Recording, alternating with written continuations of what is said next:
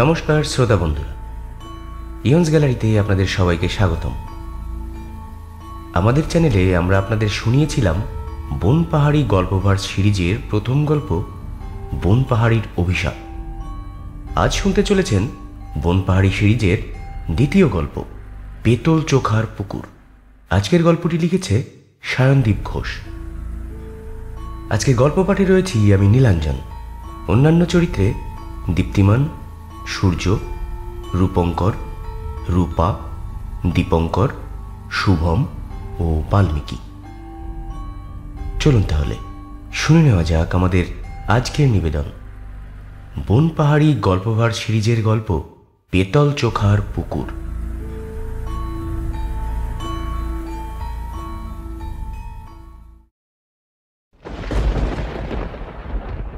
সেদিন আকাশের বুক জুড়ে মেঘের ঘন অন্ধকার চাদর মতো ঢেকে আছে। ভোর রাতে একটা ভারী বৃষ্টির ধারাপাত বয়ে গেছে বনপাহাড়ি গ্রামের জীবনযাত্রার মেঠো প্রকৃতিতে। চারিদিক গুমোট হয়ে আছে, টিপটিপ করে বৃষ্টি পড়ছে সারাক্ষণ। এদিকে একটা প্রকাশনীর কাছে একটা ভালো ভয়ঙ্কর হাড় কাঁপানো ভূতের গল্পের পাণ্ডুলিপি পাঠানোর তারিখ ক্রমশ এগিয়ে আসছে, অথচ মাথার ভেতর একদম খালি। কি করব বুঝে উঠতে না পেরে খানিকক্ষণ মস্তিষ্কের সাথে কুস্তি করে লাইন কয়েক লিখে বিষণ্ণ মুখে বারান্দায় এসে বসেছি। দূরের নীরব ধোয়াটে মেঘের দিকে চেয়ে নতুন কি লিখব তাই ভাবছি। এমন সময় সম্বিত ফিরল একটা হাঁক ডাকে। নৃপেন কবিরাজ এসেছেন। চমক ফিরতেই নিজেকে সামলে নিয়ে জিজ্ঞেস করলাম, আরে নৃপেন বাবু যে, কি ব্যাপার? এই ভরা বাদলে কোথায় যাওয়া হচ্ছে? এই তো শিবু চায়ের দোকানেই যাচ্ছিলাম। তা যাবেন নাকি? বলতে বলতে ছাতাটা গোটাতে গোটাতে ভেজা মাটির ওপর হাওয়াই চটির প্যাচ প্যাচ শব্দ করতে করতে বারান্দার দিকেই এগিয়ে এলেন তিনি। তখনই মেঘের এক গুরুগম্ভীর স্বর শুনতে পেলাম। বোধহয় আবার এক পশলা নামবে। এখনো গাছের সবুজ পাতা, মেঠো বাড়ির টিনের চাল থেকে জল শুকোলো না, মাটির সোদা গন্ধ কাটল না, অমনি আবার এক প্রবল বর্ষণের আগাম ঘোষণা হয়ে গেল। মনটা ভারী নিরাশ। এদিকে বাইরে যে বেরোবো, মাথার ওপরে গাঢ় কালো ঘন মেঘ, আবার অন্যদিকে গল্প নামানোর দ্রুততা। ভাবলাম যাই একবার ঘুরেই আসি, সে না হয় দুদণ্ড ভিজেই নেব। বেতের মোড়া থেকে উঠে পড়লাম। নৃপেনবাবুকে বললাম, হ্যাঁ চলুন, এমনিতেও হাতে কাজকর্ম নেই, শিবুর দোকানে গিয়ে দুদণ্ড গল্প করে আসি। এই যে এখানে বসুন, আমি এক্ষুনি তৈরি হয়ে নিচ্ছি। হ্যাঁ জলদি আসুন, বৃষ্টিটা নামলে তখন আবার চাপ হয়ে যাবে। তাড়াতাড়ি করে পাঞ্জাবিটা গায়ে গলিয়ে ছাতাটা বগলে করে বেরিয়ে এলাম ঘর থেকে। চাবিটা লাগিয়ে পা বাড়ালাম শিবুর চায়ের দোকানের দিকে।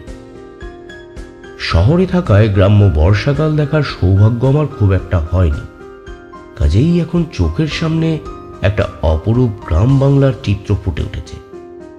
মনটায় ভারী আমোদ লাগলো। কবরেজ মশাই দেখলাম ফুরফুরে মেজাজে আছেন। গুনগুনিয়ে একটা গান ধরলেন, সুরটা খুব চেনা। দু একটা কলি আমিও গাইলাম। নৃপেনবাবু জিজ্ঞেস করলেন, আরে বাস, তা আপনারও গান টানের চর্চা আছে নাকি মশাই? হ্যাঁ, গলা তো বেশ খাসা। মৃদু হাসলাম, বললাম, ওই আর কি। আচ্ছা, আপনাদের এই গ্রাম তো বেশি পুরনো না, তাই না? কেন? এখানের ফাঁকা মাঠ, গাছপালা, মেঠো রাস্তা, পুকুর, এই পল্লী প্রকৃতিতে মন ভরছে না নাকি? তা খুব একটা পুরনো নয়। এখানকার বেশিরভাগ মানুষই এই কোথাও না কোথাও থেকে এখানে এসে ঘাঁটি গেড়েছে, এই আপনারই মতো। মৃদু হেসে উনি বললেন একটু মজার ছলে। আমিও উত্তর দিলাম, তার মানে সবাই যাযাবর। কৌতুকটা করেই দুজনে হেসে উঠলাম। ইটের রাস্তা দিয়ে খটমট শব্দ করতে করতে আমরা কিছুক্ষণের মধ্যেই চলে এলাম শিবুর চায়ের দোকানে। গায়ের বটতলার বটের ছায়ায় শিবু একখানি বেশ বড় চায়ের দোকান দিয়েছে। লোকজনও বেশ ভালোই হয় শুনেছি। মাঝে দু একবার এসেছিও, তবে আজ দেখলুম জায়গাটা বেশ নিস্তব্ধ, আর লোক বলতে একটা কি দুটো। ভরা বাদলে কেউ বেরোয়নি। মেঘের গুড় গুড় শব্দ শুনতে পেলাম। যাক, বৃষ্টি আসার আগেই তাহলে পৌঁছে গেছি। আমাদের দেখা মাত্রই শিবু বলল, আরে কি খবর? নিপেনবাবু আর লেখকবাবু একেবারে জোড়া বেঁধে এখানে। খবর আর কি, এই বৃষ্টির দিনে ভাবলাম যাই একটু তোড়াতে চা খেয়ে আসি। পথে ওনাকে দেখলাম এই কাবুলি তাড়ানোর উপক্রম করছে নিজের ওই অন্তহীন খেয়ালের সাথে। আর তাই পাকড়ে নিয়ে চলে এলুম। উপস্থিত সকলেই এই রসিকতায় হেসে উঠলাম। শিবু চা নিয়ে চলে এলো কিছুক্ষণেই। চা খেতে খেতে বললাম, আচ্ছা, এই বৃষ্টির দিনে বেশ একটা জম্পেশ ভুতুড়ে গল্প হলে জমতো ভালো। কি নিবেন বাবু, কিছু আছে নাকি? আছে তো অনেক কিছুই, কিন্তু শুনবে কোনটা? এই একটু নতুন ধরনের বলুন না। নৃপেন বাবু আবার সেই কৌতুক মেশানো কণ্ঠে বলে উঠল, লিখবে বুঝি? তা ভালো। আসলে বনপাহাড়ি গ্রামে। না, এই গ্রামের না, আপনারা তো বিভিন্ন জায়গা থেকে এসেছেন, তো সেখানে তেমন কিছু হয়নি কখনো? নৃপেনবাবুকে থামিয়ে দিয়ে আমি বলে উঠলাম। ভদ্রলোক এক মনে কি যেন ভাবলেন, তারপর চায়ে চুমুক দিয়ে অবশিষ্ট চাটা খেয়ে শিবুকে বললেন, বাবা শিবু, সেই কাহিনীটা শুরু করতো। একদিন বেশ কিছুটা বললি, আর তারপর তো আর তো শোনাই হলো না রে। এই ওটাই শোনাতেই লেখকবাবুকে, আমিও শুনি। ও মশাই, বলছি আপনারাও শুনবেন নাকি? উপস্থিত বাকি দুজন ভদ্রলোকও মাথা নেড়ে সম্মতি জানালো। শিবু দেখলাম একটু যেন ঘাবড়ে গেল। তার চোখ মুখ এক নিমেষে বেশ খানিকটা গম্ভীর নিষ্প্রভ হয়ে গেল। ঠোঁটটা অল্প কেঁপে উঠল। বলল, এখন কিন্তু দোকানের ঝাঁপ ফেল, এখন আর কেউ আসবে না। এই তুই আয় আর বল দেখি। আয় বস। শিবু শান্ত ছেলের মতো দোকানের ঝাঁপ ফেলে একটা টুল নিয়ে এসে বসল। তারপর জোরে নিঃশ্বাস নিয়ে বলতে শুরু করলো তার কাহিনী। যে সময়ের আর স্থানের কথা বলছি সেটা 1900-এর দশকের পেতলাডিহি নামের এক গ্রামের কথা। আমার আদি নিবাস ছিল এই পেতলাডিহি গ্রামে। নামকরণের ইতিহাস বড় একটা জানা যায় না, তবে এক অতি প্রাচীন দিঘিকে কেন্দ্র করে এই জনজীবন। প্রায় স্তব্ধ জলরাশি, গভীরতায় কোথাও কোমরখানেক, কোথাও মাথা অবধি, আবার কোথাও এক বুক, আবার কোথাও তল পাওয়া যায় না। জলে ভাসছে টোপাপানা এবং শালুক আর শ্যাওলার সবুজ স্তর। দিনের বেলা মাছ ধরতে কিংবা নাইতে নামে লোকজন, তাও মজুর কিংবা মাঠে ঘাটে চাষ করা চাষাভুষো লোক। বর্ষাকালে বন্যা হলে যখন খাল বিল ডুবে রাস্তাঘাটে জল চলে আসে, তখন শালতি বেয়ে লোকজন এপার ওপার হয়। লোকমুখে প্রচলিত যে এই দিঘির জল কখনো শুকোয় না, আর এই দিঘিতে নাকি সাঁঝবেলায় জীবিত কারোর নামা মানে গভীর অঘটনের সংকেত। কিন্তু কেন? উত্তরটা জিজ্ঞেস করলেই কেউ বলে পেতনি আছে, কেউ বলে জক আছে, কেউ বলে দেও আছে, তবে কি আছে কেউ জানে না। গ্রামে ঢুকতেই পড়ে একটা বড় বাজার। বাজারে দিনের বেলা বেশ হৈ হৈ রব লেগে থাকে। পেতলাডিহি গ্রামে পরপর সর্বসাকুল্যে 4টি শ্রেণীর জনবসতির বাস। মাঠঘাট, খাল, দিঘির পাড়ের দোঁয়াশ মাটির সোঁদা গন্ধ, সবুজ গাছপালা ভরা সবজি দিগন্ত, ক্ষেত ভর্তি ফসল, চারিদিকে মন আকুল করা পাক পাকালির আবেগী কুজন ইত্যাদি পেরিয়ে গেলে শুরু হয় গোয়ালাপাড়া, তারপর বাগদিপাড়া, তারপর আসে বামুনপাড়া। এমনিতে চারিদিকে খুবই শান্ত, তবে মাঝে মাঝে একটু আধটু হাঙ্গামা উঠলে তার রেশ অনেক দিন থাকে। এই তো গত মাসে ধুমধাম করে হরিমিত্তিরের বড় ছেলেটার বিয়ে হলো, তবে তখনও বিন্দুমাত্র কেউ ঘুণাক্ষরেও টের পায়নি এই হাসি আনন্দের শোরগোলের মাঝে এক অজানা নরক সংকেত লুকিয়ে আছে। সময়টা পৌষ মাস, কনকনে ঠান্ডা। গোধূলির আলো তখন সবেমাত্র দিগন্ত ছুঁয়েছে। গরু ছাগল নিয়ে মাঠ থেকে বাড়ি ফিরতে ব্যস্ত রাখালের দল। সূর্যের রোদ বিলীন হয়ে গিয়ে পৌষ মাসের শীতল সাঁঝবেলা ধীরে ধীরে নামছে গাছগাছালির চাদরের ওপর।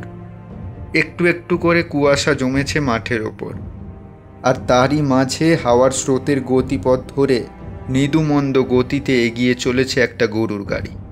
সন্ধ্যা নামবার মুখে পেতলাডিহি গ্রামের বাজারের মুখটার কাছটায় নামিয়ে দিয়ে এগিয়ে যায়। সাঁঝবেলা একটু একটু করে নেমেছে। অন্ধকার তখনও ঘন হয়নি। বামুনপাড়ার হরি মিত্তিরের বড় ছেলেটা সদ্য বিয়ে করা বউকে নিয়ে এক আত্মীয়ের বাড়ি থেকে ফিরছে। কাঁচা রাস্তাটা ধরে অনেকটা হাঁটা পথ, তবে তার সাইকেলটা এই বলরাম মোক্তারের দোকানেই রাখা আছে। কি গো বলরাম কাকা, কেমন আছো? মধ্যবয়সী এবং কিঞ্চিত কুঞ্চিত ত্বক বিশিষ্ট, চোখে হাই পাওয়ারের মোটা ফ্রেমের চশমা পরে বলরাম মোক্তার তখন তার কপাল অবধি নেমে আসা আধা পাকা উস্কো খুস্কো চুলকে বারবার সরিয়ে একটা পুরনো কাপড় দিয়ে ক্রমাগত মাছি তাড়াতে তাড়াতে জড়ানো কণ্ঠে উত্তর দিল, আরে বদ্রি যে, হায় হায়, বৌমাকে নিয়ে বস, এই একটু মিষ্টি জল এনে দিই, খা, তারপর না হয় যাস। না গো কাকা, পরে একদিন আসবো ক্ষণে। ওর শরীর ভালো নেই, তাড়াতাড়ি বাড়ি পৌঁছাতে হবে। কেন রে, কি হলো? আসার পথে জ্বর জ্বর ভাব ছিল, বোধহয় ঠান্ডা লেগে গেছে। বেশি ঠান্ডা পড়লে তখন আরও বিপদ হবে। আজ আসি তবে কাকা। ও আচ্ছা, আজ আবার বদ্রিও বসেনি, নইলে বলতাম একবার দেখিয়ে যেতে। হ্যাঁ ঠিক আছে, এসো বৌমা, ঈশ্বর তোমাদের মঙ্গল করুক, সাবধানে যেও।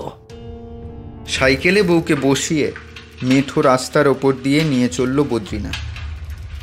বাজারের মুখটা ধরে সাইকেল চালাতে চালাতে এক সময় এসে পড়ল কাঁচা রাস্তাটায়। মাটির রাস্তা, কোথাও উঁচু আবার কোথাও নিচু। সাইকেলের দুলুনি আর ক্ষণে ক্ষণে বেজে ওঠা বেলের আওয়াজে তখনকার মতো নীল নির্জনে একটা জ্যান্ত মানুষের অস্তিত্ব রাস্তাটার উপর সাক্ষ্য বহন করছিল। কয়েকটা লোক দিনের শেষে গরু নিয়ে ফিরছে। বদ্রিকে তারা চেনে। ওকে আসতে দেখে ক্ষণকালের কুশল বিনিময়টুকু সম্পূর্ণ করে আবার যে যার পথে পা বাড়ালো।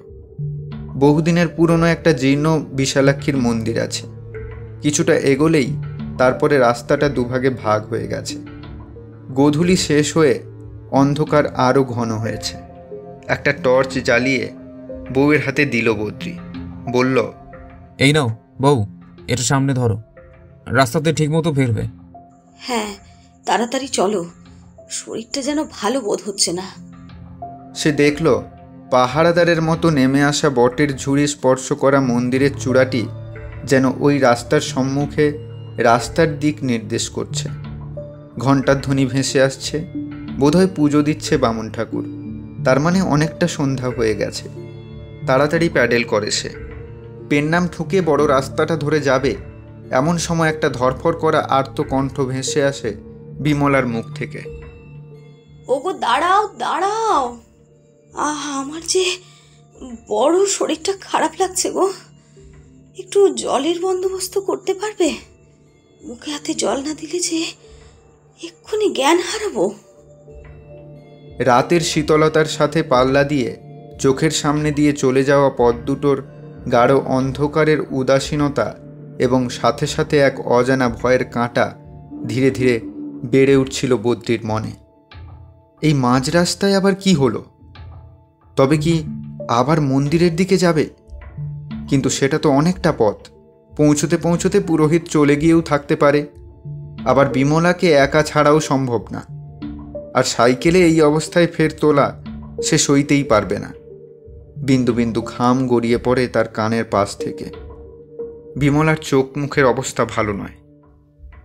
এ কি, তোমার জ্বরে যে গা হাত পা পুড়ে যাচ্ছে?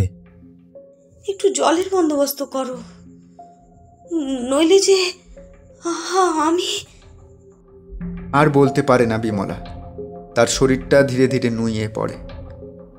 তাড়াতাড়ি তাকে ধরে বুকে টেনে নেয়। হাঁটু মুড়ে বসা অবস্থাতেই সেখানেই বসে পড়ল বদ্রি। রাত ধীরে ধীরে বাড়ছে, শরীর পুড়ে যাচ্ছে বিমলার। কি করা যায় এই অবস্থায়? জায়গাটাও যে বিশেষ ভালো না। না, বাড়ি পৌঁছতে হবে। কোনো রকমে সাইকেলটায় বসালো বিমলাকে। প্যাডেল করতে লাগলো যতটা তাড়াতাড়ি সম্ভব। সে ধরল ছোট রাস্তাটা। এখন বিমলার কথা ছাড়া আর কিছু ভাববার সময় নেই। তাড়াতাড়ি বাড়ি যেতে হবে, আর তাতে এই ছোট পথটাই শ্রেয়। রাতের নিস্তব্ধতা চুপ করে যেন এই দুটি জীবন্ত প্রাণকে গিলে নিল। কোথা দিয়ে যেন একটা রাত চড়া পাখি ডেকে উঠল। চমকে উঠল বদ্রি। তখনও বিমলা অচেতন। অন্ধকারের কোনো একটা উৎস থেকে ভেসে আসছে ঝিঁঝির আওয়াজ। হঠাৎ সাইকেলটা থামিয়ে দাঁড়িয়ে পড়ল বদ্রি। আরে ওই তো পুকুরটা। ইস, ও পথে না গিয়ে ভালোই হয়েছে। যত সব গ্রাম্য কুসংস্কার না মেনে আরও আগে আগে এলেই হতো। বেচারি জল চেয়েছে। বিমলা, এই বিমলা। দুটো দুর্বল চোখ খুলে তাকালো বিমলা। হাত দিয়ে দেখল বদ্রি। কপাল পুড়ে যাচ্ছে জ্বরে। তেষ্টায় বিমলা কাতরাচ্ছে। এইভাবে হঠাৎ করে শরীরের অবনতি আশঙ্কা করেনি বদ্রি। সে বিমলাকে কোলে করে তুলে নিয়ে গিয়ে দাঁড়ালো ঘাটের সামনে। শুনশান পুকুর ঘাট। বিমলাকে কোথাও একটা শুইয়ে দিতে হবে। একভাবে কোলে তুলে ধরে জল আনা সম্ভব না। কোথায় রাখা যায়? হঠাৎ সে দেখল একটা পুরনো শিমুল গাছ একদম পুকুরের পাড়ে। না, তবে আর জল পড়ে যাওয়ার বেশি সম্ভাবনা নেই। চারিপাশ দিয়ে একটা শীতল বাতাস বয়ে যাচ্ছে যেন। সে তাড়াতাড়ি গিয়ে বিমলাকে শুইয়ে দিল ঘাটের সামনের একটা গাছের গুঁড়ির গোড়ায়। ডাকল, বিমলা, এই বিমলা, চোখ খোলো লক্ষ্মীটি। বিমলা, এই তো জল দিচ্ছি। এই তো, চোখ খুলে তাকাও একবার। বিমলা, এই। অনেকবার ডেকেও কোনো হুঁশ নেই।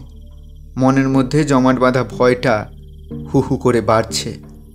ভগবান না করুন বিমলার যেন না কিছু একটা হয়ে যায়, তো বদ্রির জীবনটার যে আর কিছুই থাকবে না। না, আর ভাবতে পারে না বদ্রি। সে দৌড়ে গিয়ে থামে ঘাটের সামনে। পা থেকে ধুতিটা তুলে নিল। তারপর পাঞ্জাবির নিচের দিকের বেশ খানিকটা টেনে ছিঁড়ে নিয়ে দুই ভাঁজ করে নিল। এক পা করে সিঁড়ি দিয়ে নেমে কাপড়টা ভাঁজের মতো করে জলে ডুবিয়ে দিল। হঠাৎ মনের মধ্যে একটা অজানা ভয়ের ঘণ্টা ঢং ঢং শব্দ করে বেজে উঠল। কেননা তার মন ক্রমাগত জানান দিচ্ছে যেন তার পিছনে একটা কেউ এসে দাঁড়িয়েছে। পিছন ফিরতেই দেখে কই, কোথাও কিছু নেই তো। সবই মনের ভুল। এই দিকটার ব্যাপারে শোনা কুসংস্কারের কথা আর সাথে বিমলার জন্য চিন্তায় হয়তো তার মনের মধ্যে এরূপ চিন্তা হচ্ছে। না, দেরি না করে এটা নিয়ে সত্বর যেতে হবে। আবার মনোযোগ দিল জল নেওয়ায়। হঠাৎ যেন তার বুকটা এক মন্তরে ধড়াস করে উঠল। পুকুরের শান্ত জলের মধ্যে হাত ডুবিয়ে কাপড় করে জল নিতে গিয়ে যখন হাতটা ডুবিয়ে নিয়ে জল তুলতে যাবে, তক্ষুনি একটা হাতের মতো কিছু সহসা জল থেকে ঝপ করে উঠে এসে ধরে ফেলল তার কবজিটাকে শক্ত করে। ও মা গো, কি এটা? কাপড়টা গেল হাত থেকে পড়ে। তাড়াহুড়োতে টান দিতেই হাতটা ছেড়ে দিল অজানা সেই অবয়বটা। আর প্রবল প্রত্যাবর্ত ক্রিয়ায় সে ছিটকে গিয়ে পড়ল বেশ খানিকটা দূরত্বে। কি ছিল এটা? তবে কি নাকি এটাও তার মনের ভ্রম? অজানা কিছু ভয়ে মনের মধ্যের কালো মেঘটা ফের ঢেকে ফেলল। হঠাৎ মনে পড়ল বিমলার কথা। সে তাড়াতাড়ি আবার গিয়ে আবার খানিকটা কাপড় ছিঁড়ে জল নিল। না, এবার আর কই কিছু নেই তো। আবার মনের ভ্রম ভেবে তাড়াতাড়ি করে সে ছুটে এলো বিমলার কাছে। কিন্তু চারিদিকে সব শুনশান। একটা জনপ্রাণী পর্যন্ত নেই। চারপাশের অন্ধকারটা যেন নীরব কান্নায় মুখ বুজেছে। একটা ব্যাঙ না কি কোথা থেকে ডাকছে। কিন্তু বিমলা কই?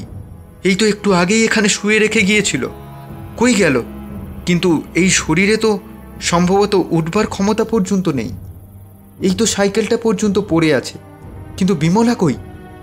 একটা অদ্ভুত ভয় আর আতঙ্ক তখন ধীরে ধীরে বাড়তে শুরু করেছে তার মনে। গলা ছেড়ে ডেকে উঠল সে, বিমলা, এই বিমলা। ভয়ের অনুরণনে গলাটা কেঁপে উঠল তার। হৃদয়ের ধুকপুকানি তখন কয়েক গুণ বেড়ে গেছে। শুনশান জায়গাটার যেদিকে তাকায় সেদিকেই অসীম অন্ধকার। বুকটা আরও একবার কেঁপে উঠল। এদিক ওদিক তাকিয়েও কোনো লাভ নেই। অন্ধকারে ঠাহর করতে পারল না আসার পথটা কোন দিকে। উপায় তাহলে? অনেক ভেবেও কিছু বের করে উঠতে পারল না।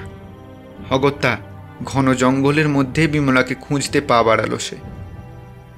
বেশ খানিকক্ষণ খোঁজার পর একটা অদ্ভুত জিনিস চোখে পড়ল বদ্রির। এতক্ষণ ধরে সে একই জায়গাতেই ঘোরাফেরা করছে। যে মুখেই সে এগিয়েছে সেদিকে গিয়েই আবার এই পুকুরের পাড়েই ফিরে এসেছে। এসব হচ্ছেটা কি তার সাথে? বুঝে উঠতে পারল না। মনে মনে ভাবল, আরে আমি তো কিছুক্ষণ আগেই এদিক থেকে ওদিকে গেলাম, কিন্তু এখানে কি করে? মনের ভুল ভেবে আরও বার দুয়েক সে যাবার চেষ্টা করলেও কিছু লাভ হলো না তার।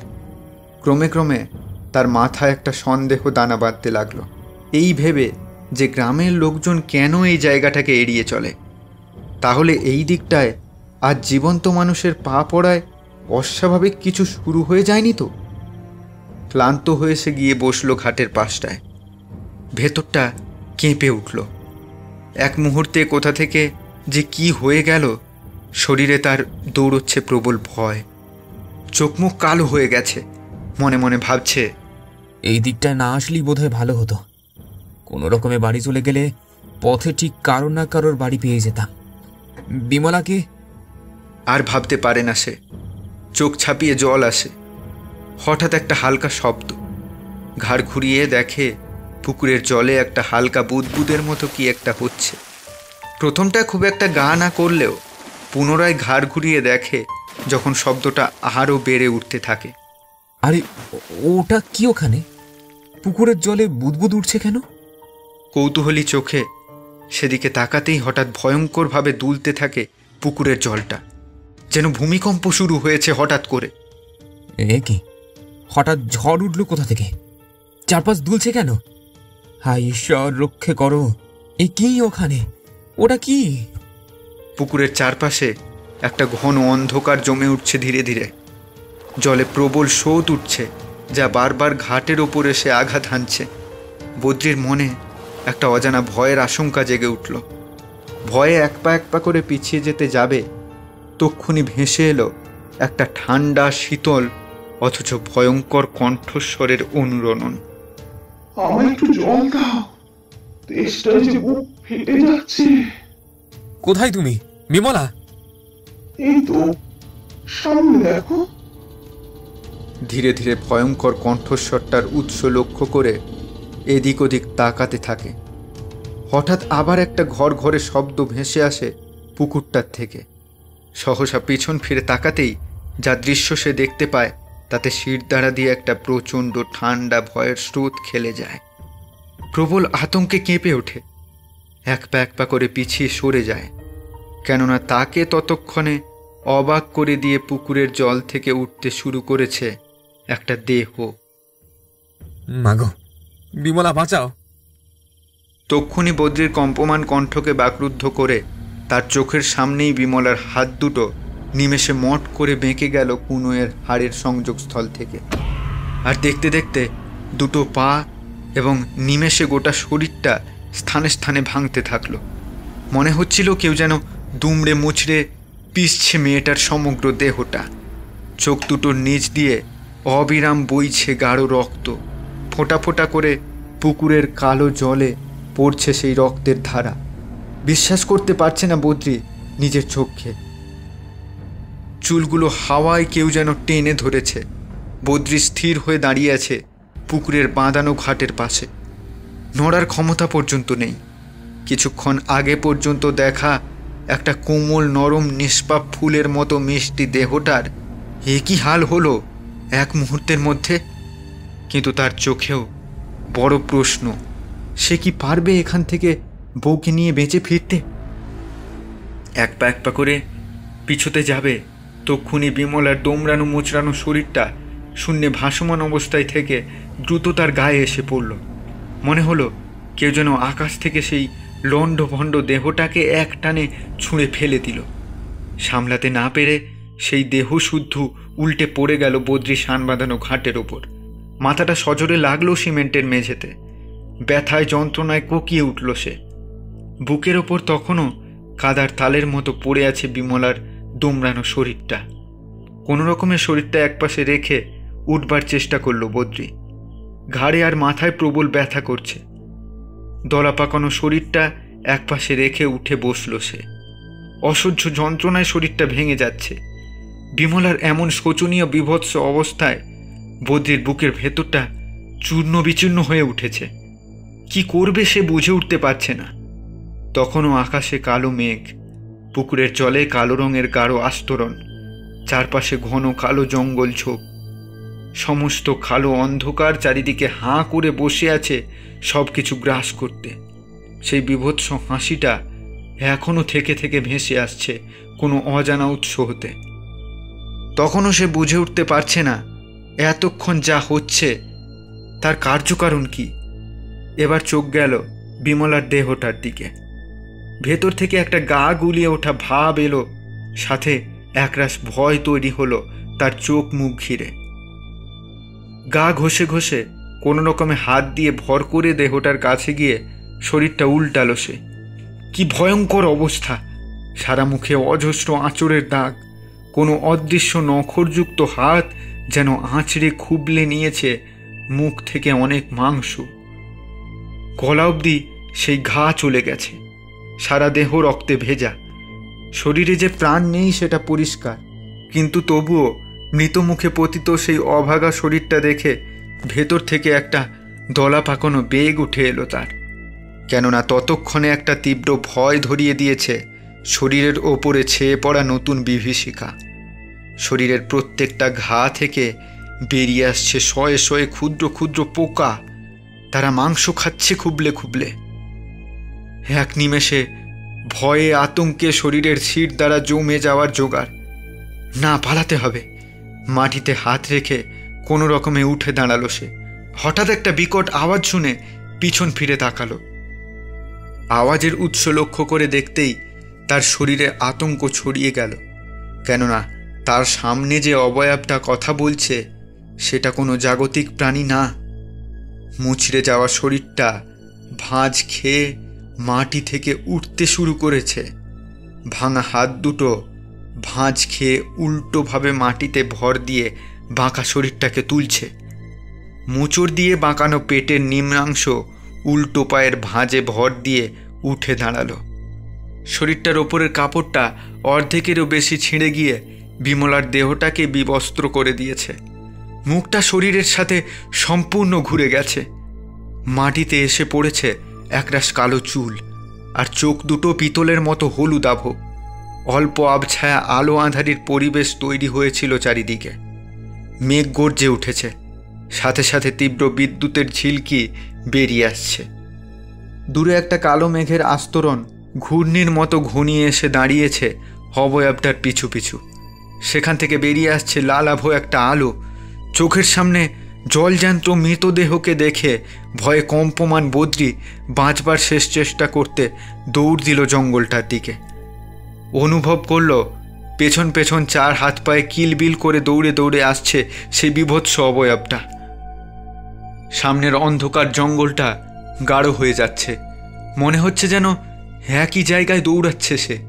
ধীরে ধীরে রাস্তাটা দূরে সরে যাচ্ছে আরও সামনে, কিন্তু না, বাঁচতেই হবে। ঈশ্বর রক্ষা করো বলে বদ্রি লাফ দিয়ে ঝাঁপিয়ে পড়ল সামনের জঙ্গলে। বেশ খানিকক্ষণ কেটে গেছে। অসহ্য যন্ত্রণা নিয়ে চোখ খুলল বদ্রি। সে পড়ে আছে একটা ঝোপে। অনেকক্ষণ আগে ঘটে যাওয়া ঘটনাগুলো আবঝাবঝা মনে আছে। সে উঠে দাঁড়ালো। পরনের পোশাক আলুথালু, স্থানে স্থানে ছিঁড়ে গেছে। গায়ে হাত পায়ে আঁচড় কামড়ের দাগের মতো ক্ষত। কোনো রকমে শরীরটাকে বয়ে নিয়ে গেল জঙ্গলের বাইরের দিকে আন্দাজে আন্দাজে।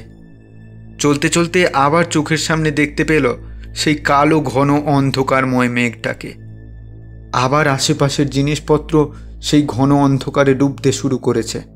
ভয়ে ভয়ে পেছনে তাকাতেই আবার চোখে পড়ল সেই ভয়ানক বিভীষিকাটা। আর কিছু না ভেবে পরিমরি করে যতটা আলো দেখা যায় এই সমগ্র আধারে, সেই উদ্দেশ্যে দৌড় দিল আর আলোর শেষ বিন্দুটা লক্ষ্য করে ঝাঁপিয়ে পড়ল সজোরে। এক নিমেষে কালো অন্ধকারটা গিলে নিল অত বড় শরীরটাকে। শেষ আলোকবিন্দুটা হারিয়ে গেল সেই কালো অতলে।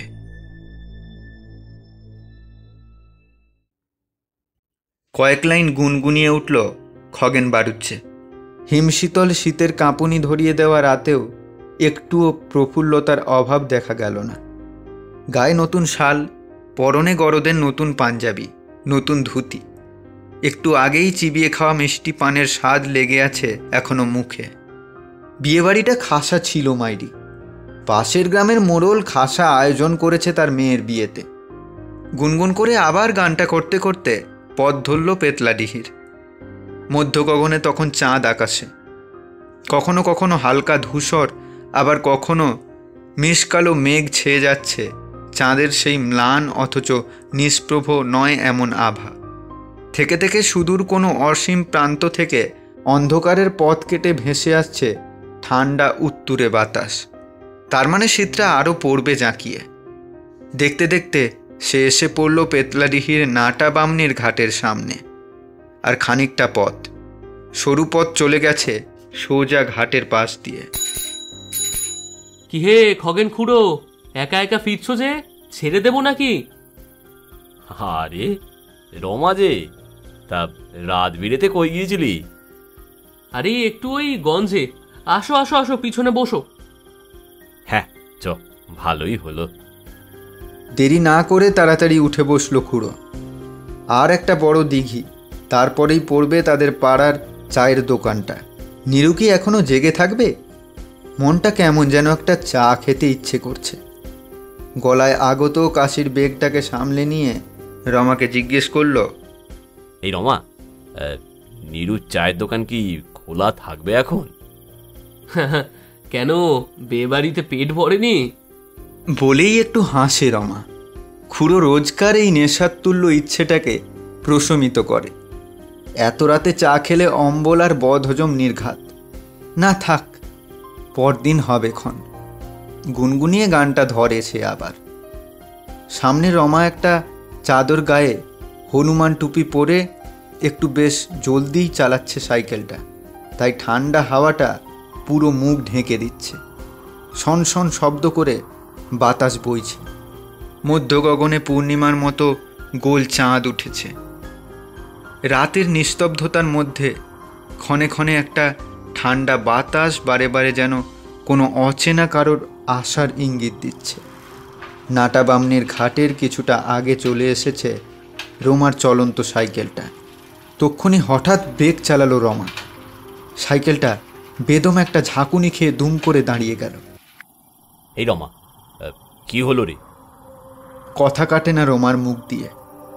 যেন কোনো একটা অদৃশ্য অশরীরী মায়ার বাঁধন আষ্টে পিষ্টে চেপে ধরেছে তার ঠোঁট দুটো। স্থবির প্রস্তর খণ্ডের ন্যায় এক পা নিচে নামিয়ে দূরের দিকে কিছু একটা দেখে দাঁড়িয়ে পড়েছে। খুড়ো আবার ডাক দেয়, এই রমা, কিছু বলছিস না কেন? বল রে। আরে এই রমা, রমা। খুড়োর কণ্ঠে একটা ভয় ফুটে উঠেছে, স্বর কেঁপে গেল। খুড়ো খুড়ো, ঘাটের ঘাটের পাশ থেকে। এবার ব্যাপারটা ঠাহর করতে পারলেন খুড়ো। দূর থেকে একটা মৃদু চিৎকারের স্বর ভেসে আসছে। কে একটা ডাকছে না? রাত বিরেতে ডাক, নিশি না তো? এ কণ্ঠ তো হরেনের মনে হচ্ছে। আর এ তো বারে বারে ডাকছে। নিশি তো একবার ডাকে। খানিক ভেবে আবার ঝাঁকুনি দিল রমাকে। ততক্ষণে খগেন খুড়ো সাইকেল থেকে নেমে পড়েছে। রমা দাঁড়িয়েছে সাইকেলটা নিয়ে। হিমেল হাওয়া তাদের ছুঁয়ে নিমেষের মধ্যে দূর দূরান্তের কোনো অচেনা সীমানায় চলে যাচ্ছে। একটা ভয় লাগছে, তবে দাঁড়িয়ে থেকে লাভ নেই। বলা যায় না, যদি সত্যিই কিছু থাকে তো। ততক্ষণে আরও কয়েকবার কণ্ঠস্বরটা ভেসে এসেছে দূর থেকে। কেউ যেন আর্তচিৎকার করছে খুব কাতর কণ্ঠে। ধীরে চিৎকারটা যেন কাছে আসছে। বাঁচাও, বাঁচাও, কে কোথায় আছো? খগেন খুড়ো রমাকে ভয়ার্ত কম্পমান কণ্ঠে বলল, ও রমা, মনে হয় হরেনের গলারে। যত এগিয়ে যাই। রমা তখনও ভয়ে তটস্থ। তার সারা শরীর কাঁপছে, চারিদিকে অন্ধকার ঘন হয়ে উঠেছে। ক্রমাগত সেই চিৎকারটা কাছে আসছে। সত্যি তো, এ তো জড়ালো একটা আর্তকণ্ঠ, যেন ভীষণ বিপদে পড়ে সাহায্যের জন্য ছুটে আসছে। আর দাঁড়িয়ে থাকলে চলে না। খুড়ো রমার হাতে টান দিল, দ্রুত বলে উঠল, চল রমা চল, আর দেরি করলে হবে না। বলেই ধুতিটা পা থেকে একটু উপরে তুলে নিয়ে দৌড় দিলেন। ভুলেই গেলেন যে সাইকেলটা আছে। রমাকান্ত আর দেরি করল না। যা হয় হবে, পরে দেখা যাবে ক্ষণ। এখন খুড়োর সাথে এগিয়ে যেতে হবে। দাঁড়াও দাঁড়াও খুড়ো, আমি আসছি। এই বলে কাঁপা কাঁপা কণ্ঠে সাইকেলটা চেপে মাটির আঁকা বাঁকা রাস্তাটা ধরে এগিয়ে গেল। অন্ধকারের বুক চিরে এলোমেলোভাবে এগিয়ে গেল রমার পুরনো সাইকেলটা। সে ডাক দিল, ও খুড়ো দাঁড়াও দাঁড়াও, আমি আসছি। কিছুটা দৌড়ে এগিয়ে আসতেই খগেন খুড়োর চোখে পড়ল সামনের রাস্তাটায় একটা কম বয়সী লোক হামাগুড়ি দেবার মতো করে বসে আছে। একটা হাঁপানি বেরিয়ে আসছে তার মুখ থেকে। মনে হচ্ছে যেন গত বেশ অনেকটা সময় ধরে এক ফোঁটা জল পর্যন্ত মুখে পড়েনি। মুখটা নিচু হয়ে আছে। ধীরে ধীরে সে মুখটা তুলে তাকালো। অস্ফুটে বেরিয়ে এলো একটা করুণ মিনতি, বাঁচাও বাঁচাও আমাকে, বাঁচাও। বলেই অজ্ঞান হয়ে পড়ে গেল লোকটা। চোখে মুখে একটা ভয়ঙ্কর আতঙ্কের ছাপ, যেন ভয়াবহ কোনো বিপদ তাকে তাড়া করে বেরিয়েছে সর্বক্ষণ। আর সেটা থেকেই বাঁচতে বাঁচতে আজ এইখানে এসে থেমেছে তার ক্লান্ত শান্ত শরীরটা। আরে এই রমা, এই জলদি আয়, এই যে অজ্ঞান হয়ে গেল, কি করি বল দেখি। এরে তো চিনি, ও পাড়ার হরিমিত্রের বড় বেটাটা না? সে কথা পরে হবে কোন, এখন কি করা যায় আগে বল। সাইকেলে তো তোলেকে যা হোক করে ধরে নিয়ে যেতে হবে। বলে পেঁচাকলা করে সাইকেলে তুলে পেছনের কেরিয়ারে বসিয়ে কোনো রকমে গাঁয়ে নিয়ে আসে ওরা। এই গল্প যখনকার, তখন গাঁয়ে গাঁয়ে খুব একটা হাসপাতালের প্রচলন ছিল না। হাতুড়ে ডাক্তার বা কোবরেজদেরই রমরমা। কোনো রকমে সাইকেলে করে নিয়ে গিয়ে ওরা দাঁড়ালো গ্রামের পুরনো কোবরেজ রতিকান্ত চাটুর্যের বাড়িতে। রমাকান্ত চিৎকার করে ডাক দিল, কোবরেজ কাকা, ও কোবরেজ কাকা, কোবরেজ কাকা। আরে কে কে এত রাইতে ডাক দেয়? হয়েছেটা কি? দেখো কোবরেজ কাকা, এদিকে একবার দেখো। এ যে মনে হচ্ছে এক গলা জলে ডুবে গেছিল। দেখো দেখি, গায়ে হাতে জল লেগে ভর্তি। আসো আসো আসো, তাড়াতাড়ি ভেতরে নিয়ে আসো। পৌষের শেষের দিকের সময় পেতলাডিহি গ্রামকে একটু একটু করে কুয়াশার চাদর মুড়তে শুরু করেছে। কুবরেজ মশায়ের মাটির ঘরে হেরিকেনের উজ্জ্বল আলোয় বাইরের হিমেল বাতাসকে উপেক্ষা করে দাঁড়িয়ে রয়েছে দুইটি প্রাণী। কোবরেজ নাড়ি টিপে দেখে জানালো যে আগত দেহটিতে প্রাণ বর্তমান, বিপদমুক্ত আপাতত। রোগীর পোশাক বদলিয়ে দিয়ে নতুন পোশাক কোনো রকমে পরিয়ে একটা খাটিয়াতে শোয়ালেন। রোগীর পথ্য তৈরি করতে করতে কোবরেজ জিজ্ঞাসা করল, কোথায় পেয়েছো এরে? ওই তো নাটা বামনির ঘাটের কাছটায়। জড়িবুটি দিয়ে কিছু একটা তৈরি করছিলেন। ঠকঠক করে আওয়াজ আসছিল হামান দিস্তাটি থেকে। হঠাৎ থেমে গেল সেই আওয়াজটা। এক ঝটকায় বদলে গেল কোবরেজের মুখের অভিব্যক্তিটা। থমথমে একটা ভাব নিয়ে একটু একটু করে মুখটা তুললেন কবিরাজ। এক নিমেষে যেন একটা অঘটন হয়ে গিয়েছে। দৈনন্দিনের ব্যস্ততা ও ক্লান্তির ছাপের বদলে একটা নিদারুণ ভয় যেন চেপে ধরল।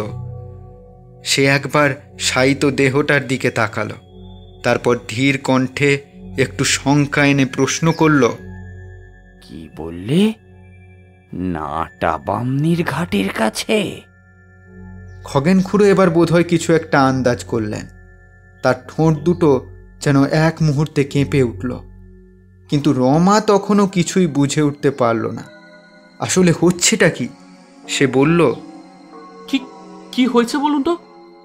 হারিকেনের আলোটা যেন দপ করে একবার চড়া হয়ে জ্বলে উঠল। নিমলা, নিমলা, ওকে ওকে কেউ বাঁচাও, বাঁচাও। আর তক্ষুনি একটা বিকট আর্তচিৎকারে উপস্থিত তিনজনেরই ভাবাবেশ এক মুহূর্তে বিগড়ে গেল। চমকে উঠল তিনজনে। চিৎকারটা ভেসে এসেছে হাগত দেহটির থেকে। দৌড়ে গিয়ে ধরল রমা, নইলে আর একটু হলে পড়ে যেতে পারত হরিমিত্তিরের ছেলের সদ্য জ্ঞান আসা দুর্বল শরীরটা। কবরেজ ও নগেন খুঁড়োও দ্রুত গিয়ে দাঁড়ালো রক্তপোষের কাজটায়। হঠাৎ একটা বাজে কিছু স্বপ্ন দেখে আঁতকে উঠেছে রোগীর শরীরটা। আশ্বস্ত করে কবরেজ বলল, আরে আরে করো কি, থামো থামো, অসুস্থ শরীরে বিচলিত হইও না। পত্র দিচ্ছি, না খাও খাও। কিন্তু আমার বিমলা, বাঁচাও ওকে। আবার মর্মভেদী ক্রন্দন করে ভেঙে পড়ল সে। খগেন খুড়ো বলল, শান্ত হও, স্থির হয়ে বসে পথ্য সেবন করো। আর বলো তো বাছা, তুমি ওইদিকে গেলে কেমনে? ওদিক তো খুব একটা ভালো নয়। নিবিড় অন্ধকার ধীরে ধীরে ঘন হচ্ছে। পৌষ মাসের শীতের কনকনে ঠান্ডা ঘরটিকে মাঝে মাঝেই কাঁপিয়ে তুলছে।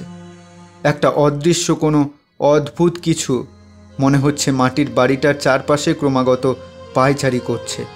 আর ভেতরে কি হচ্ছে সেটা বোঝার জন্য ঠকঠক করে জানালা খুলতে চেষ্টা করছে। ঝিঁঝির শব্দ ভেসে আসছে কোন দূর থেকে। শিয়ালের ডাক থেকে থেকে ভেসে আসছে। দূরে কোথাও কুকুর ডাকছে। পথ্য সেবন করে একটু একটু করে কথা বলতে শুরু করলেন বদ্রীনাথ। সবটুকু শোনা মাত্র চমকে উঠল ঘরের সবাই। তাহলে এই গ্রামের ওই দিকের পুকুরটার কাহিনীগুলো কি সব সত্যি? বদ্রীনাথ তার অসুস্থ চোখে একবার তাকালো। এক পলক তার দিকে দেখল রমাকান্ত। মরা মাছের মতো দৃষ্টি তার। সঙ্গে সঙ্গে চোখ ফিরিয়ে নিল সে। কবরেজ বলল, সত্যি কি মিথ্যে সেটা চাক্ষুষ প্রমাণের ব্যাপার, কিন্তু ছোটবেলা থেকে শুনে আসা কাহিনী মিথ্যে নয়। আর এই অকস্মাৎ ঘটনা তো সেই সবই ইঙ্গিত করছে। হঠাৎ আটকে গেল কবরেজের কথাটা, কেননা ততক্ষণে সবার চোখ চলে গেছে বদ্রির দিকে। একটা হাউ মাউ করা শব্দ বেরিয়ে এসেছে সেখান থেকে। নিস্তব্ধ রাত্রির অন্ধকারে এবার একটা শোঁ শোঁ শব্দ ভাসতে শুরু করেছে। সবার দৃষ্টি একই দিকে। দৃষ্টির কেন্দ্রে তখন মধ্যমণি হয়ে আছে বদ্রি। বলা বাহুল্য তার স্থির দেহ, কেননা তার চোখ দুটি স্থির হয়ে তাকিয়ে আছে সোজা পিদিমের আলোতে আলো আধারি ছায়া ফুটে ওঠা দেওয়ালে। সকলেই বুঝতে পারল তার হাত পা কাঁপছে। শুনছ, কি হলো কি বদ্রি? অমন কাঁপছ কেন? ওষুধের কি অন্য প্রভাব পড়লো? শরীরে কি কষ্ট হচ্ছে? আরে না, কি বলো কিছু। খানিকটা ঝাঁকিয়ে তাড়াতাড়ি জিজ্ঞেস করলো কবরেজ। কিন্তু কোনো পরিবর্তন নেই। কিন্তু স্পর্শ করলে বোঝা যাবে তার শরীর কাঁপছে, ভয়ে কাঁপছে, হৃদয়ের কম্পন বাড়ছে। কোনো কথা বলতে পারছে না, ঠোঁট দুটো উঠছে নামছে। খগেন খুড়ো, এই দেখো জল টপকাচ্ছে যে। এ কি কবরেজ, তোমার বিছানাতে এত জল এলো কি করে? বলে উঠল খগেন খুড়ো। রমাকান্তের কথায় দৃষ্টি সহসা গিয়ে পড়েছে একটা টপ টপ শব্দকে লক্ষ্য করে। সকলে দেখে হঠাৎ করেই বিছানার চাদর যেন জলে ভিজে গেছে। সে দৌড়ে পিদিমটা নিয়ে আসে। আসামাত্র যা দেখে তাতে সকলেই একটা অজানা ভয়ে তটস্থ হয়ে যায়। বিছানার তলা দিয়ে হঠাৎ করেই শুরু হয়েছে একটা অজানা জলের স্রোতের। মনে হয় মাটির নিচে কেউ ফুটো করে দিয়েছে, আর সেটা দিয়ে নিচ থেকে জলের স্রোতের ঊর্ধ্বমুখী গমন হয়েছে। ঠিক কেউ যেন এই গোটা ঘরটা ভিজিয়ে দিতে চাইছে। বিছানা দিয়ে টপ টপ করে মাটিতে পড়া জলের পরিমাণ আরও বাড়ছে। একদিকে বদ্রীনাথের অদ্ভুত আচরণ, আবার অন্যদিকে এরূপ কাণ্ড। কিছুতেই বুঝে ওঠা যাচ্ছে না কি চলছে। এ কি, ধীরে ধীরে বদ্রির শরীরটাও ভিজে যাচ্ছে তো। আর কি শীতল ঠান্ডা এই দেহ। কবরেজের ভয়ে কম্পমান গলার উৎস লক্ষ্য করে ততক্ষণে সবাই নিচ ছেড়ে বদ্রির দিকে তাকাতে শুরু করেছে।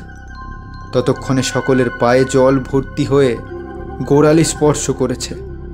হঠাৎ রমার চোখ গেল বদ্রির গলার কাছে আটকে। কবরেজ মশাই, দেখো, এর এর মুখে চোখে চামড়ায় অজস্র আঁচড় সৃষ্টি হচ্ছে যেন অজান্তেই। তার মানে এই ঘরে পালাতে হবে। সেই পিশাচ এই শরীরে ভর করেছে। এই ঘরের ভেতরটা ধীরে ধীরে তার জগতে পরিণত হচ্ছে। আমরা এক্ষুনি না পালালে আমরাও মরবো।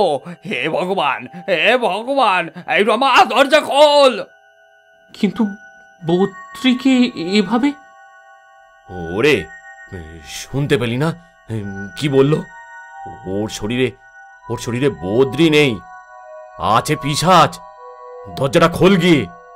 খানিকটা গর্জে উঠল খগেন খুড়ো, আর তক্ষুনি নিভে গেল প্রদীপের আলো।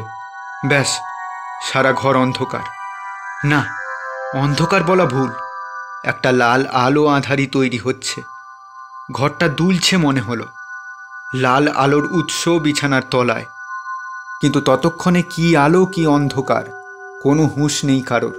সবাই অধৈর্য হয়ে গিয়ে একরকম হাউমাউ করে বলে উঠল, ওরে দরজাটা খোল গিয়ে, চল। তিনজনেই দৌড়ে গিয়ে দরজাটা খুলতে লাগলো। কিন্তু এ কি, দরজা বন্ধ কেন? হ্যাঁ, শক্ত করে আটকানো, ঠেলে যা, বলে উঠল রমা আর খগেন। বাইরে থেকে কেউ যেন শক্ত এবং বড় কিছু জিনিস দিয়ে আটকে রেখেছে দরজার বহির্মুখী গমন। এক চুলো নাড়াতে পারল না তিনজনেই।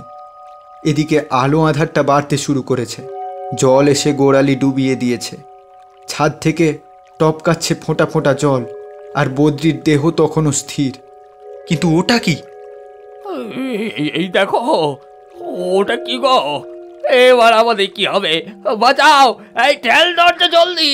ওই রমা, ওদিকে গিয়ে দেখ ভেতরে ঘর দিয়ে কিছু করা যায় কিনা, শক্ত কিছু নিয়ে আয়। তিনজনেই ফিরে তাকালো বদ্রির শরীরের দিকে। বদ্রির চোখের পাতা খোলা, আর চোখের মনি নেই।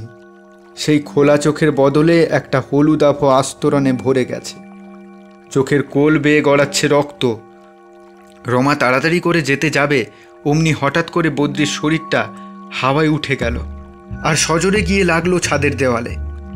ঠিক কেউ যেন ঘাড় ধরে ছাদে ঠুকে দিল। প্রবল আঘাতে মাথা ফেটে বেরোতে লাগলো রক্ত। হাত দুটো আর পা দুটো তখন হাওয়ায় ভাসছে, আর হঠাৎ করেই একটা একটা করে হাত, পায়ের প্রতিটা সংযোগস্থল অজানা অস্ত্রের আঘাতে ভাঙতে শুরু করলো। চোখের সামনে এমন ভয়াবহ অমানসিক কাণ্ড দেখে তিনজনেই স্থির হয়ে গেছে। রমা আতঙ্কে ভয়ে ভয়ে পা পিছোতে লাগলো, আর তখনই পা পিছলে পড়ল জলে। জল তখন অনেকটা বেড়ে গেছে, কারণ সেই জল দরজা ভেদ করে বাইরে যেতে পারছে না। কেউ যেন সেই জলের নির্গমন বন্ধ করে দিয়েছে। মটমট শব্দে শরীরটা ধীরে ধীরে দুমড়ে মুচড়ে যেতে লাগলো বদ্রির। মুখ দিয়ে একটা অমানসিক চিৎকার ভেসে এলো। সাথে সাথেই প্রবল জোরে ছুঁড়ে ফেলে দেওয়ার মতো শরীরটা এসে পড়ল বিছানায়, আর বিছানাটা ভেঙে দুভাগ হয়ে গিয়ে মেঝেতে কাঠ সমেত পড়ে গেল দলা পাকানো শরীরটা। হঠাৎ সকলে মেঘের গুরুগম্ভীর ডাক আর বাজের কান ফাটানো শব্দে চমকে উঠল। খগেন খুড়ো জানালা দিয়ে দেখল বাইরেটা তখন আর জ্যোৎস্না আলোকিত রাত নেই, বরং মেঘাচ্ছন্ন কালো জমাট অন্ধকারে ভরে গেছে।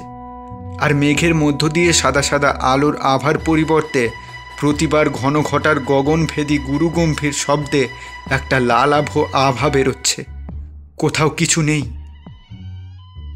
হে ভগবান, এবার কি হবে গো কবরেজ? এদিকে জল যে হাঁটুর কাছে এসে গেছে, আর বাড়িটা কোন অন্ধকার জগৎ হয়ে গেছে জানি না। আমাকে একলা ফেলে পালাবে তোমরা? একটা অমানসিক অথচ করুণ উপহাস করা কণ্ঠ ভেসে এসে প্রত্যুত্তর দিল খুড়োকে। উৎস সেই কঠোর স্তূপের মধ্যভাগ। একটা হাত বেরিয়ে এসেছে সেখান দিয়ে।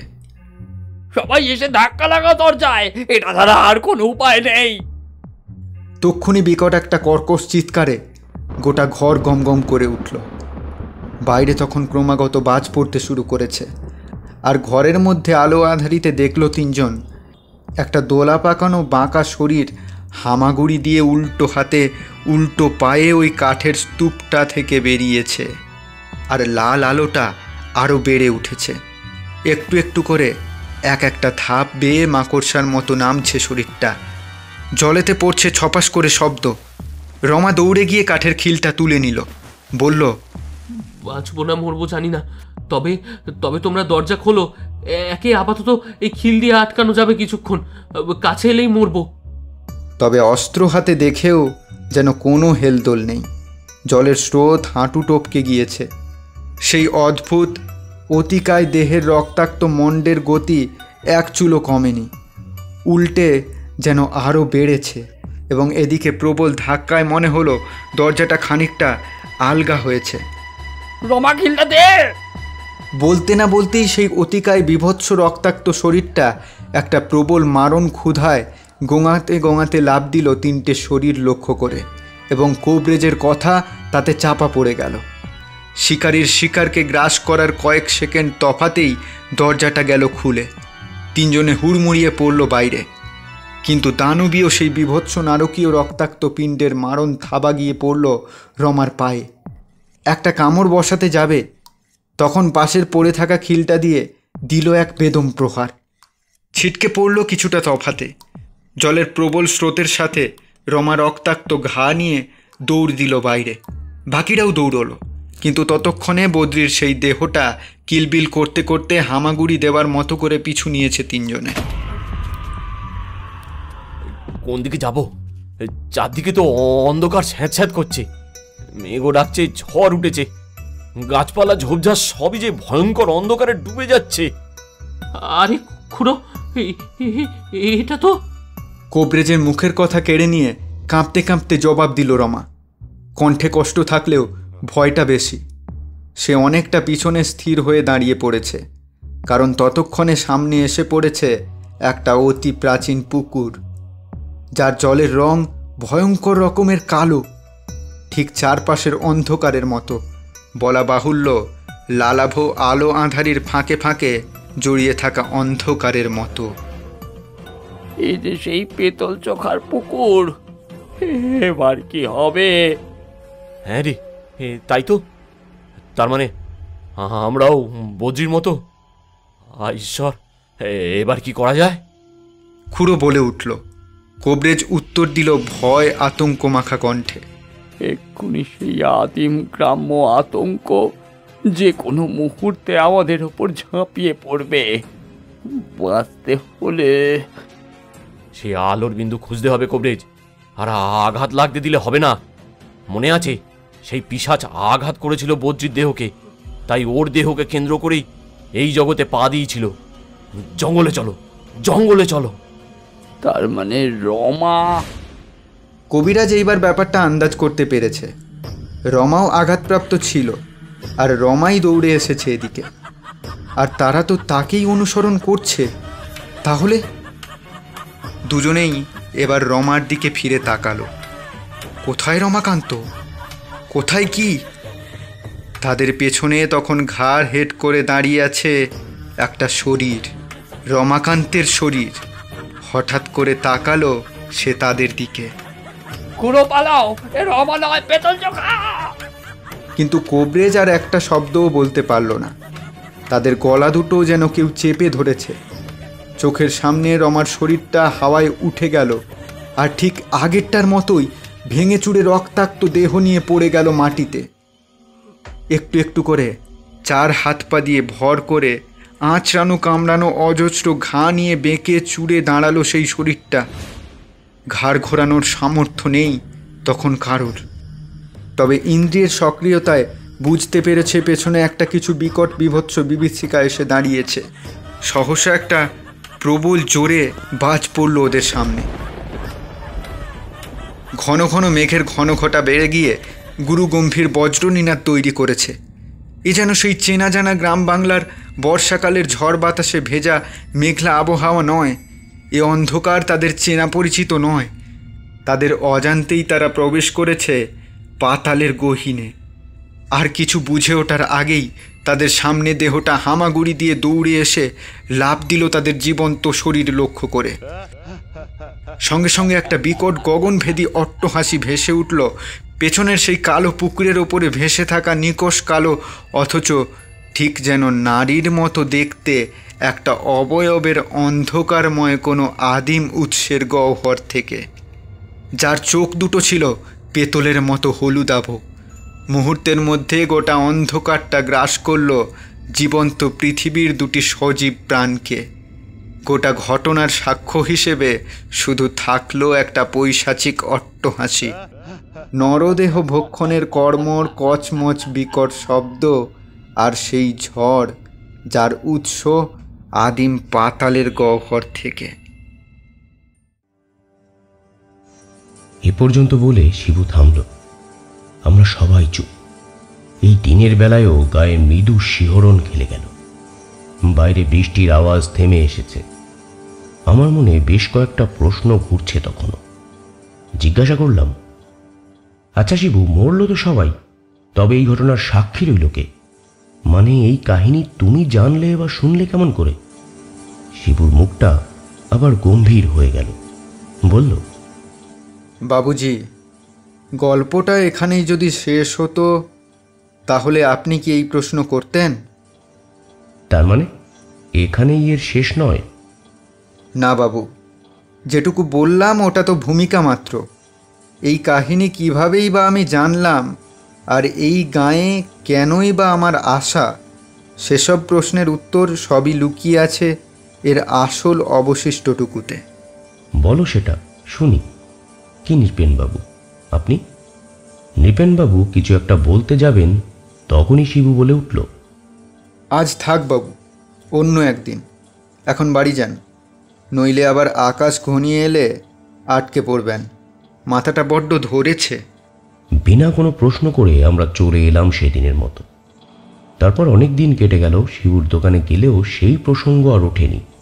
নিতান্তই নিরিবিলি পরিবেশে প্রকৃতির কোলে নিজেকে মিশিয়ে সাহিত্যের রস অনুভব করার জন্য এবং কলমের আঁচড়ে সেই ছন্দ বিভিন্ন কাহিনীর মধ্য দিয়ে জীবন্ত করতে এই বন পাহাড়িতে আসা। নির্জন নিস্তব্ধ প্রকৃতির কিছু কিছু ব্যাখ্যা আগেই দিয়েছি, আর তার সাথে বাড়তি হিসাবে যেটা দিতে পেরেছি সেটা হলো এই প্রাকৃতিক সৌন্দর্যের মাঝে লুকিয়ে থাকা অদ্ভুত কিছু কাহিনী। আর তার সূত্রপাত হিসাবে বন পাহাড়ির অভিশাপ তো আগেই শুনেছেন। ভেতরটা মুখিয়ে আছে তারপর কি হলো সেটা শুনতে। কে জানে কবে আবার সময় হবে। তবে মন বলছে আজ যে কাহিনীটা লিখলাম সেটা হয়তো কোনো অজানা বিভীষিকাময় রহস্যের সামান্য একটা ভূমিকা মাত্র। বাইরে ঠান্ডা হাওয়া বইছে। বন পাহাড়ির এই হিমেল হাওয়ার শীতল স্রোতের সাথে আমার শির দ্বারা বেয়েও যেন একটা ঠান্ডা অনুভূতি খেলে গেল। ভয়ে ভয়ে আমি জানালার পাশ দিয়ে চাঁদের আলোর পথ ধরে ধবধবে সাদা জোছনায় একবার দূরের পুকুরটার দিকে তাকালাম। আচ্ছা, ওই পুকুরের জলের অতল তলে লুকিয়ে নেই তো সেই পেতল চোখা? যদি কখনো এই গ্রামের বর্তমান সময়ের ঢেউ কেটে অতীতের পাতা থেকে উঠে আসে সেই পিশাচি, তাহলে যাক সে কথা। আবার সুযোগ হলে নিশ্চয়ই জানাবো আপনাদের সেই গল্প। শুনব শিবু আর এই পিশাচির সম্পর্কে।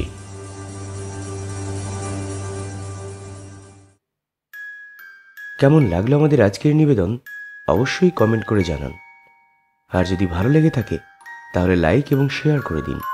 তার পাশাপাশি আমাদের চ্যানেলে সাবস্ক্রাইব করে আমাদের পাশে থাকুন। খুব শীঘ্রই আমরা ফিরে আসব নতুন গল্প নিয়ে। সবাই সুস্থ থাকুন, আনন্দে থাকুন। ধন্যবাদ।